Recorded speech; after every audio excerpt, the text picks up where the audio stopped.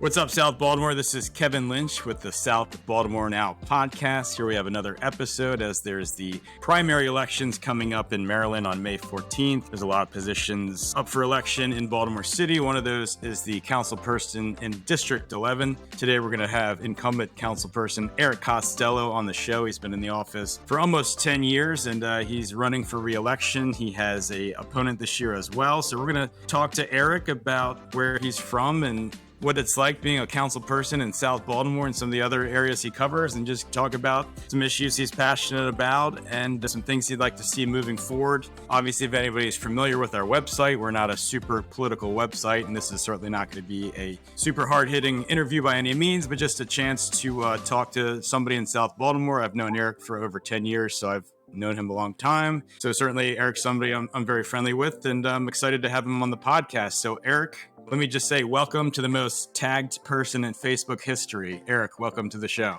Kevin, Nate, thanks for having me on today. Great to be with you guys. Of course, excited to have you. So Eric, let's just take some steps back here. Tell us, where are you from and how did you end up in South Baltimore? Grew up in upstate New York, moved down south back in 2006, got a job with the federal government in IT, and spent my first year living in Northern Virginia. I had a group of guys that I grew up with that were teachers and counselors in the school district. I would come up to visit them once a month. We'd go to a Ravens game, an Orioles game, hang out at Cross Street Market, and simply fell in love with Baltimore. And after my lease was up after a year, I moved to Otterbein, and I've been here ever since. Awesome. And as a longtime resident of Otterbein and Federal Hill in South Baltimore now, what are some of your favorite aspects of living here? I love living in Baltimore and especially on the South Baltimore Peninsula. To be able to walk 5 minutes to go to an NFL game or a Major League Baseball game is just incredible. We've got great restaurants, folks that are engaged in the community, a ton of great small businesses. We're steps away from the Inner Harbor and from downtown, easy access to 95 and 83. You couldn't find a downtown place that I think on the East Coast that has more assets in such close proximity to this neighborhood, and just love living in the downtown area. Yeah, you said it. It's so cool where we can feel like we're in a tight-knit community. Almost feels like the suburbs in a way where kind of everybody knows everybody, even though we're right next to downtown, even though the actual topography is nothing like the suburbs, but certainly a great community, which is also, like you said, walking distance to downtown and the stadiums. And obviously you got very involved in this community. Over 10 years ago, you were the president of the Federal Hill Neighborhood Association. I know as a journalist, there was a lot of sensitive issues that organization was dealing with at the time. So tell us about being involved with FHNA. How was that experience? It was a great experience. Got an opportunity to meet with neighbors, listen to their concerns, help organize them, do a lot of cool things in the neighborhood. One of the things that we did when I was the neighborhood president, we built the community garden at Digital Harbor High School, which over the years, pun intended, has really blossomed into this incredible community asset that neighbors can use, and more importantly, to help bridge relationships with students and faculty and staff at the school. But was involved in a number of efforts over the years during my time in community leadership. One of the things that we really focused on was revamping the neighborhood newsletter, working to repair relationships with local businesses, get them to advertise, use the proceeds from that to help put on community events, to make contributions to nonprofits that are doing great work in the community, like the South Baltimore Learning Center, which focuses on adult literacy, or the Baltimore Station in Sharp-Leadenhall, which focuses on recovery efforts for male veterans that live in the community. So we're able to do some really cool things, and really proud of that work that we were able to accomplish with our neighbors. And you've now been on the council for almost 10 years. Tell us about joining the council. Was that something that was spur of the moment, or was that something you had thought about for a long time? I had never planned on being in politics. I was simply an auditor in DC, and I had gotten very involved in my community. And I had a number of people who had reached out and encouraged me to put my name in the hat for the vacancy that was left by former Councilman Bill Cole when he left to go head up the Baltimore Development Corporation. And then, of course, you were seated in that position. You've had a couple of re-elections that were successful, and now you're a council person. So tell us, what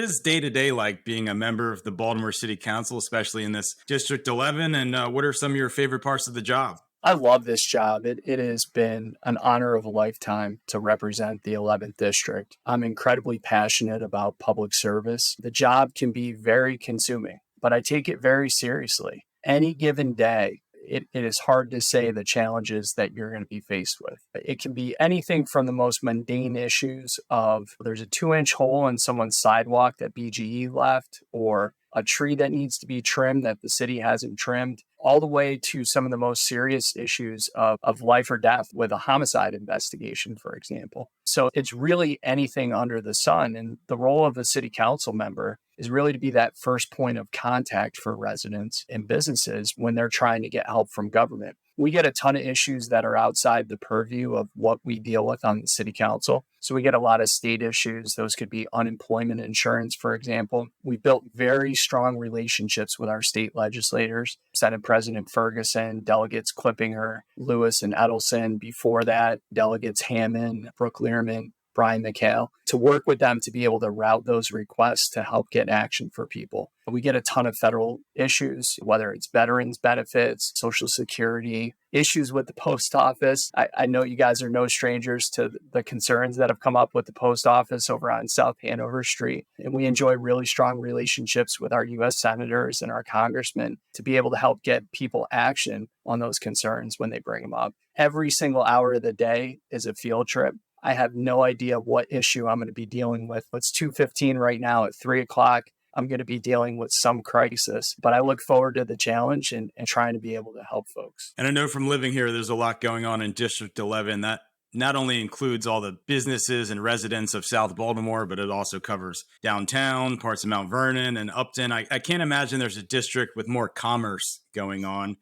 Plus, we all know firsthand that South Baltimoreans don't stand for things being left undone. How does your office try to tackle all of that? It's an incredibly diverse district. Neighborhoods include Bolton Hill, Madison Park, Marble Hill, Mount Vernon, State Center, McCullough Homes, Upton, Druid Heights, Heritage Crossing, Seton Hill, Townsend, the Terraces, and Poppleton, all of downtown's west side. Port Covington, Locust Point, Riverside, South Baltimore, Key Highway, Federal Hill South, Ridgely's Delight, Otterbein, Sharp Leadenhall, and the Inner Harbor. So there's a lot going on. There's 4 universities, 4 hospitals, a number of large-scale companies that are headquartered here, small businesses. We've got a number of different Main Street areas, whether it's in Federal Hill or in Upton or in Mount Vernon. So there's a lot going on and there's a lot to balance. Each of those neighborhoods has unique situations and unique issues that need to be addressed. So it's constantly trying to balance all of those things to make everything work. And how many people do you have helping you out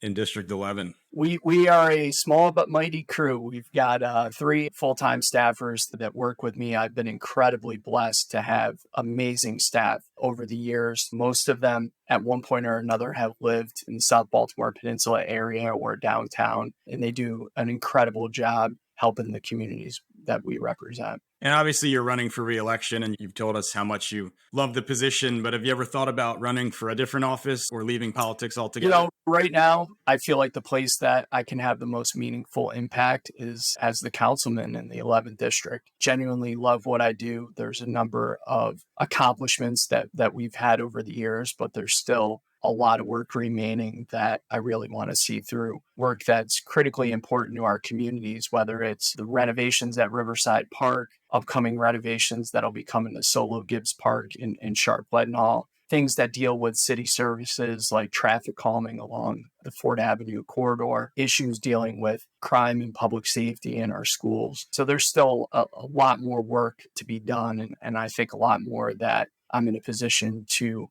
accomplish working with the community. Yeah, certainly. I just went for a run and stopped by the renovation of Riverside Park. So that's certainly very close to the finish line there. I don't know if it'll be the complete finish line for that park as there's multiple phases of what they want to do. But gosh, we've been talking about that since I think 2014 or 2012. Before that, Catherine, that project started when Bill Cole was in office. A lot of what we do on the council is behind the scenes and in the weeds. And I've stayed very active on that project And I'm quite confident if I hadn't stayed active, we wouldn't be at the point that we're at today. But the beginning phases of that project started back when Bill Cole was in office. Some of these projects are incredibly complex. The level of regulatory approval that's required from city, oftentimes state, and even sometimes the federal government to get these projects started and then to get them completed and across the finish line is incredibly complex. And I know it's frustrating when we look at a project like the renovation of the ball fields at Riverside Park. It's been a long time coming, but there's an incredible level of gratification that you get when you're able to finally get that project across the finish line. I know it's going to be very exciting for the community, and just taking a look at it today, the ball fields certainly look awesome. So I hope they can keep that pristine condition for a bit and become a great asset to the community, because obviously we're a community that not only has a high school, but also has a lot of active rec leagues and social adult leagues and everything in between. So I know that'll be a great thing to have back in the community. I know even Thomas Johnson's talked about bringing back their soccer team once that field's completed. So I know a lot of people are really excited about that. And I think we're probably a couple months away from taking those fences down, and that'll be very exciting. Something that may be a little bit exciting for you. You're in a reelection race right now. You ran uncontested 4 years ago, but fellow Federal Hill resident Zach Blanchard is running for the seat. How's the race going, and is it exciting to be back in a contested election? Look, I love campaigning. Campaigning is a great opportunity to interact with folks in the community. I've knocked over 100,000 doors over the last 9+ years since being in office, and I'm a firm believer that you can't effectively govern if you're not listening to people. And look, a lot of these issues are complex. Not everyone is going to be on your side for every single issue. And a lot of what we do is spend time listening and understanding what the concerns are and trying to balance those and come to some type of solution that works for everyone. A great example of that is Victory House, which I know you're familiar with. You used to live down the street from there. We dealt with that site on the 1700 block of Light Street, kitty corner to Thomas Johnson, with significant drug dealing, prostitution, and a host of other criminal and quality of life issues directly across the street from an elementary middle school, which is completely unacceptable. We stayed on that issue as soon as I got in office. We're able to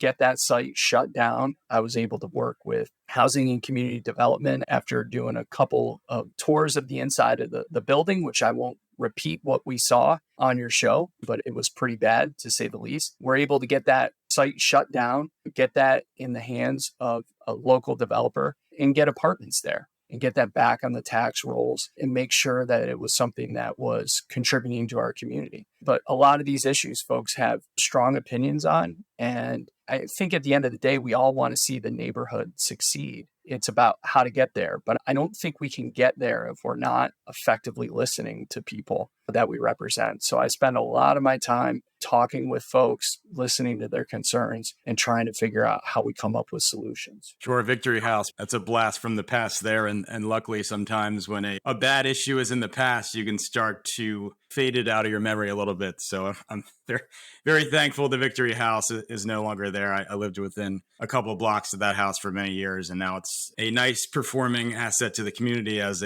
became an apartment building by the Chasen Development Company, which has become kind of one of the rising stars of development in the city. Certainly they're probably doing some other projects in your district, probably downtown, but I know they do a lot of work in Fells and Upper Fells Point. So that's certainly a house that a lot of residents in that area are happy is something different now. And then a couple issues we'd like to talk with you about. A lot of these issues we similarly talked to with Mr. Blanchard. So me and Nate are both parents of kids at the local elementary middle schools, which are all performing very well, which is a credit to everything from the staff and the parents, the community, and people in the city. That it's really exciting to see those schools doing well. But what you'll see is there's not a ton of excitement for the high school in our area, which is Digital Harbor. Certainly working people there. But when it comes to that time to commit to a high school, which we have in the city because of school choice, you don't see a lot of people even considering Digital Harbor. You don't see a lot of new Digital Harbor sweatshirts around the neighborhood. So are there any changes possible to try to get that school a little bit more momentum and really turn it around a bit?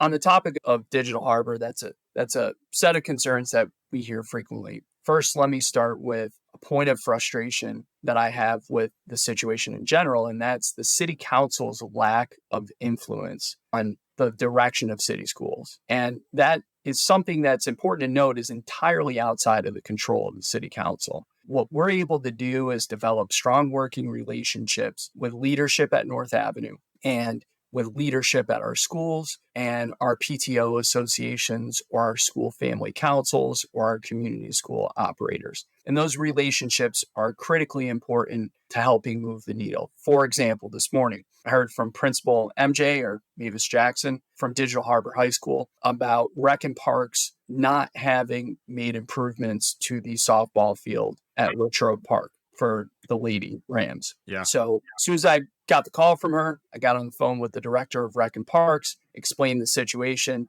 and asked that we have a maintenance crew out there before the end of the day so that those ladies have a place to play that is deserving to them, right? But oftentimes, we're not in a position on the city council to dictate education policy that's legislated at the state level or to make demands of the school system. For example, and I've spent an inordinate amount of time studying the city budget inside and out. I know the city budget better than just about anyone in this city other than the budget director. This will be my 8th year chairing the budget committee. I can tell you that we don't have an option to change their budget. We don't have a legal option at the city level.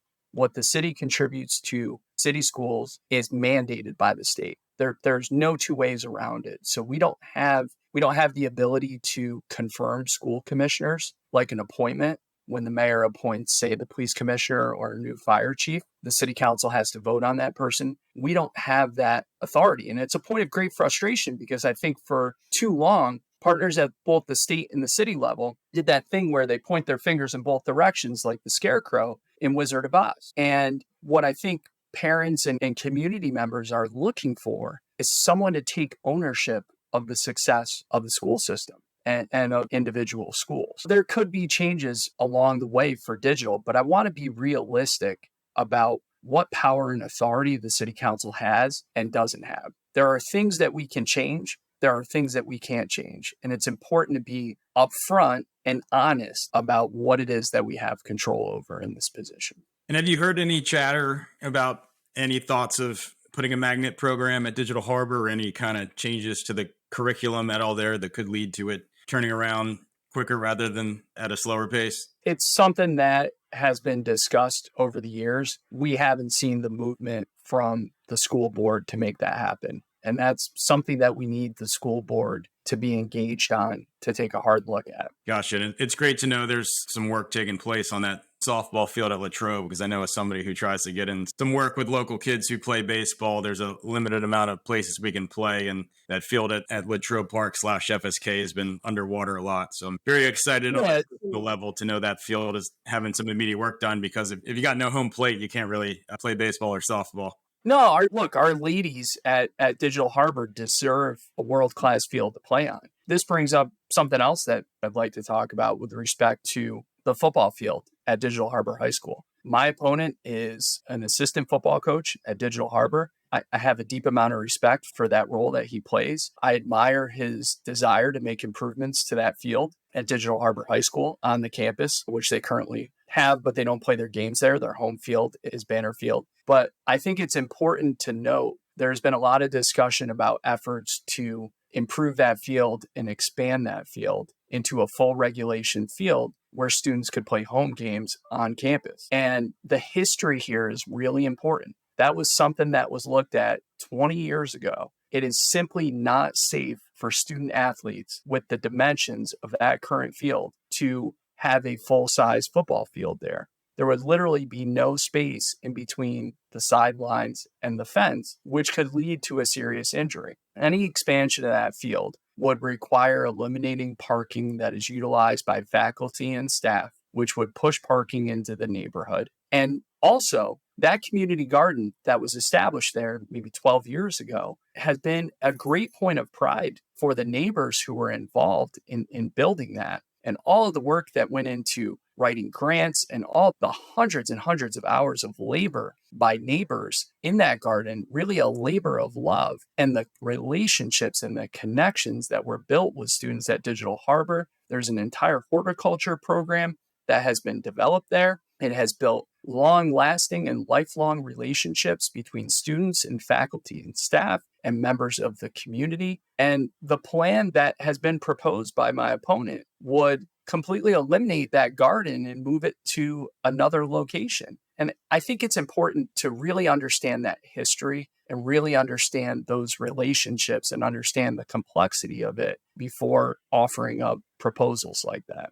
There's no doubt that Digital Harbor has its real estate restrictions, but it is good that we do live in an area with a lot of really great parks. And obviously, if you go to a park, you might see random different things from Digital Harbor. So they certainly make their way around the community. And luckily, we do have some good options for them, despite the kind of real estate challenges they have on that campus. And good to know that the softball girls will have a better field to play on soon. Moving on to the issue of crime, which is always fun to talk about, I'm sure. But obviously, Baltimore, like many cities, has had its issues with crime. And South Baltimore has certainly had its issues. Luckily, not a ton of the most tragic of acts, but certainly stuff that can instill a lot of fear and frustration into the local residents. We're now a bit over a year into the Ivan Bates term at state's attorney. So with that, certainly there's been a different, tougher approach on crime the past year plus several months. What are your thoughts on the state of crime and any new ideas you have that you'd like to see in place? Sure. First, I've enjoyed a really strong working relationship with state's attorney Ivan Bates and Sheriff Sam Cogan. They have been nothing short of a breath of fresh air since they both came into office last January. I've worked very closely with them on a number of initiatives, and I'm very proud to say that I have both of their endorsements for reelection, and that's based on the work that we've been able to accomplish together. For example, Sheriff Cogan has been an incredible partner in terms of special events and filling in the gaps when we've had shortages of Baltimore police officers, which is very well documented, along with performing other law enforcement functions such as traffic enforcement or parking enforcement. Based on these relationships in the community, I've been able to get the sheriff connected and make sure that we have the resources in place to provide the level of service that residents expect in the community. Working with Ivan Bates on the citation docket program to ensure that quality of life crimes are properly enforced without mass incarceration, but making sure that we are holding folks accountable and giving them an option to say, look, you can't do this. You can't trespass on this property. You can't walk around with an open container or urinate on someone's white marble steps. That is not okay. It's not okay in this neighborhood. And it's not okay in any one of the 300 neighborhoods across Baltimore City. So ensuring that there's a program in place, I've provided a great deal of support to the state's attorney and to his office to bring these issues to the forefront in front of the city council and in front of the mayor to make sure that we get movement on this program. I'll also say we have some incredible community leaders on the peninsula that have been engaged on public safety. And I'm sure that these folks probably don't want me to throw their name out there. And this certainly is not an endorsement by any of these folks necessarily, but I think it's important to note community leaders like Jeff Dewberry and Ann Tillinghast and Joe Levy and Rachel Wagner and Brad O'Brien. We've been able to work based on these relationships with them to get new technology in the community, whether it's City Watch cameras in Sharp Leadenhall and Otterbein and Federal Hill, to license plate readers across the peninsula to make sure that we have the tools in place to keep the community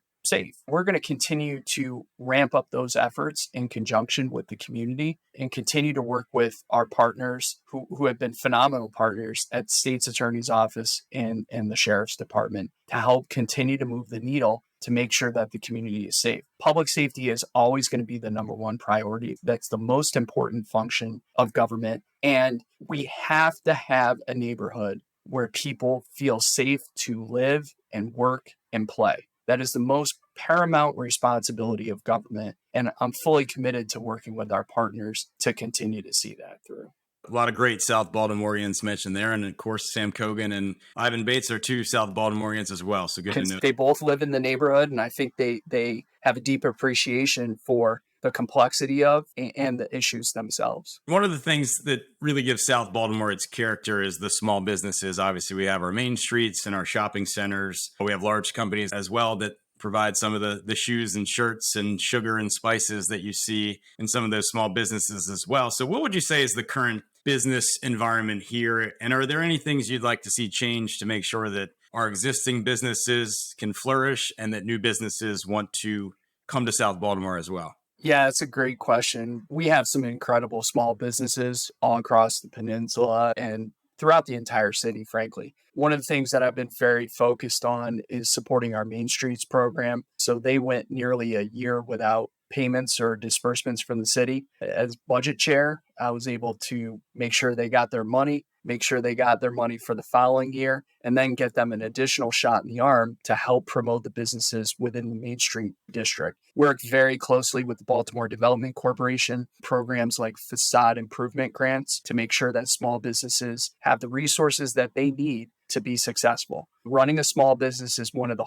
hardest things that you could ever do. I don't own a small business. I'm not willing to take that type of risk, but I have an incredible amount of respect for folks that are willing to take that leap. And we need to make sure that the city is doing everything humanly possible to make sure that those folks are successful. Because not only are those businesses important to the neighborhood and the vibrancy and the vitality of the neighborhood, but they also employ our neighbors and they help make the economy turn. This is part of the complexity of this job, is balancing all of those things to make sure that these small businesses can in fact be successful. As an elected politician, I won't ask you what your favorite restaurant or your favorite businesses are down here, but certainly if you talk to anybody about South Baltimore, one of the first questions anybody will get is, where do you like to go out to eat and where do you like to kind of hang out? So it's awesome to have an area where people with a vast set of differences of opinions can all have a different favorite place to get pizza or a drink or all kinds of things. So we all certainly love the small business community here in South Baltimore. Now, South Baltimore is a constantly changing area. It's obviously changed a lot since you've moved here, starting with your time at the Federal Hill Neighborhood Association and almost 10 years on the council. We have an entire new community being built at Baltimore Peninsula, formerly called Port Covington. It looks like the Inner Harbor is slated for quite the revamp. So talk about being in an area that really so much investment is pouring into, but also there's a lot of community concerns with a lot of these projects. So what's it like being in an area with so much construction all the time? And what are your thoughts on the current state of things? Look, there are certainly growing pains associated with living downtown or near downtown.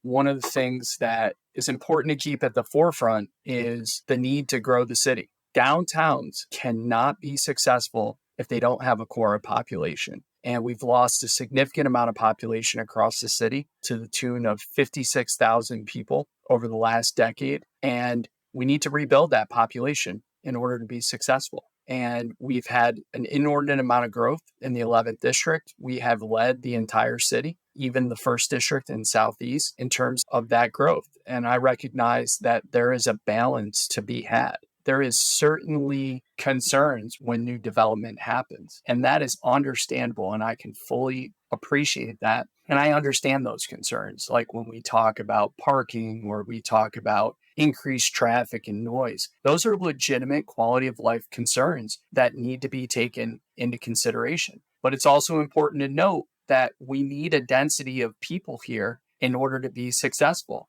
Downtown is in a very precarious position at the moment, and we need to be thinking about doing everything that we can as a city to support it. There are 140,000 people that rely on downtown every single day for their jobs, and that's an incredibly important part of our community. And I can understand that one of the great things about this is that we can have civil discussions about disagreements. A lot of what I do in this role is working with community leaders and community members to understand these concerns, bringing developers to the table to address these concerns and trying to strike an appropriate balance for how we can continue to grow the city without having a negative impact on the surrounding community.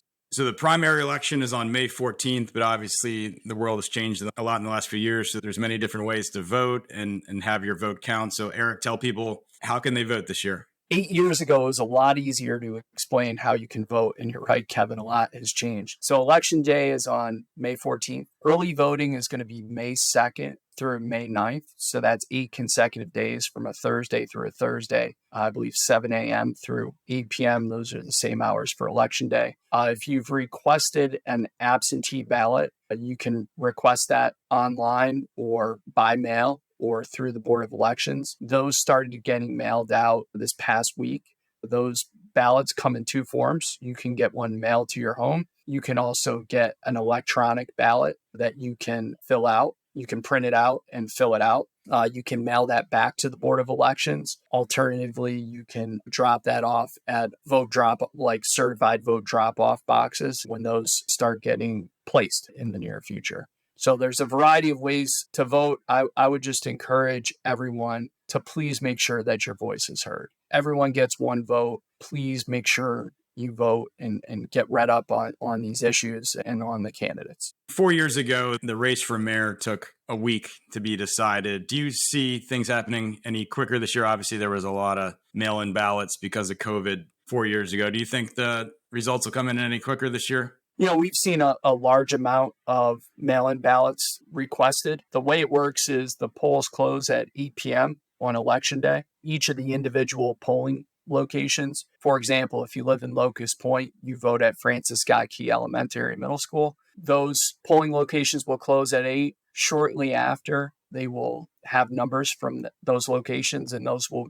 be reported individually back to the Board of Elections. The mail-in ballots, those are counted, and that information is released sometime after 8 p.m. on Election Day. In addition, you have something called provisional ballots. So, for example, you may have a person who's unsure of their residence or where they're registered to vote. So they may be given a provisional ballot on the day of Election Day, and then that will be checked against the voter rolls to make sure they're voting for the right council district, for example, and then those get counted. In addition, there are overseas members in the military or contractors who are deployed overseas. That's a separate bucket of votes that need to get counted. So it's very difficult to say how quickly all of this will get sorted out. Exciting stuff. Certainly, as you look at this election season, I certainly encourage all of our readers and listeners to do their research on the local elections and make educated votes. Seems like a lot of the national elections are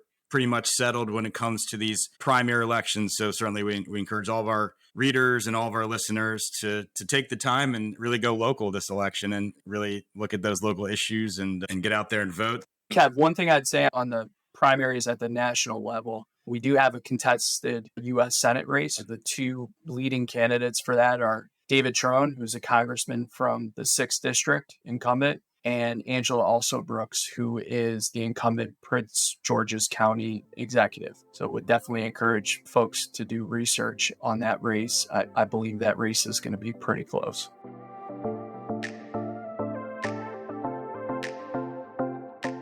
Another exciting race to watch. So Eric, before we sign off, any last message you'd like to give out to our listeners? Look, I absolutely love this job. I love the challenges associated with it. As I mentioned before, every hour of the day is a field trip, and I'm not sure what issue I'm going to be dealing with next. I get a great deal of gratification from dealing with really complicated issues and help bringing resolution to people. I'm not the best person in the world at taking a victory lap or doing press conferences. That's not really my thing. I like being in the weeds on complex issues and finding solutions. And I hope to earn the support of the people that I've represented to have an opportunity to continue to work with them for another 4 years. And I want to take a moment to thank Nate and especially you, Kevin, for what you guys are doing, helping to get information out there. Kevin, I know you have done an incredible job of highlighting the different things that are going on in the small business community. Oftentimes, southbmore.com, your website, is really the go-to to find out what's going on, what restaurant is going to be going in at a certain location, what small retail shop is going to be opening up at a place that recently went out of business. So just want to thank you for that work and keeping folks in the community informed. Thank you, Eric. Yeah, I wish we could extend that coverage to more parts of the city, but we're just South Baltimore for now. So Eric, thanks a lot for joining the show, and we will see you around. Appreciate it.